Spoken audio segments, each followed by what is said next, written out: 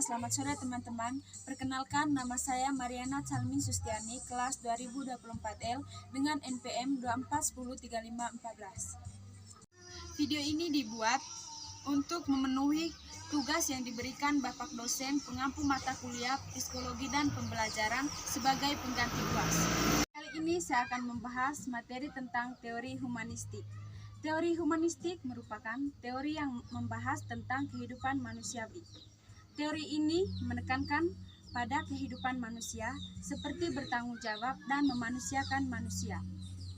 Konsep utama dalam teori humanistik yang pertama, pengalaman individu. Di sini setiap individu harus mempunyai pengalaman yang baik. Kedua, memanusiakan manusia. Artinya itu harus bisa saling menghargai dan saling menolong. Adapun kelebihan teori humanistik, yang pertama, meningkatnya motivasi dan minat belajar siswa. Sebagai calon guru, kita harus bisa menciptakan suasana belajar yang positif dan harus bisa membuat siswa bersemangat dalam belajar. Yang kedua, menciptakan suasana belajar yang positif dan mendukung.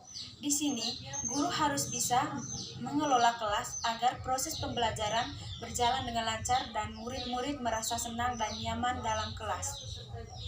Yang ketiga, mendorong siswa untuk belajar secara aktif dan bertanggung jawab. Yang keempat, mengembangkan potensi individu secara menyeluruh. Kekurangan teori humanistik dalam proses pembelajaran. Di sini, kurangnya guru yang memperhatikan siswa sebagai fasilitator dalam proses pembelajaran. Ini berdampak pada siswa sehingga mereka kurang memahami pada materi yang diberikan oleh para guru. Adapun penerapan teori humanistik dalam proses pembelajaran. Yang pertama, berpusat pada siswa.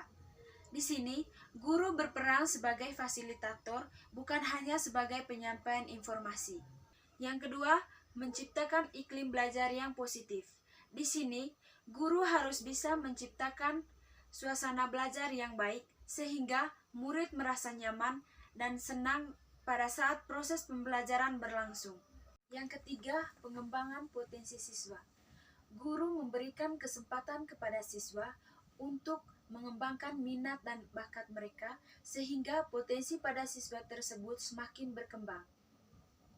Untuk menerapkan teori humanistik dalam proses pembelajaran, yaitu ketika saya menjadi seorang guru, yang saya lakukan yaitu memberikan kesempatan kepada murid untuk belajar secara mandiri dan menghargai karya-karya mereka serta tidak membeda-bedakan di antara mereka.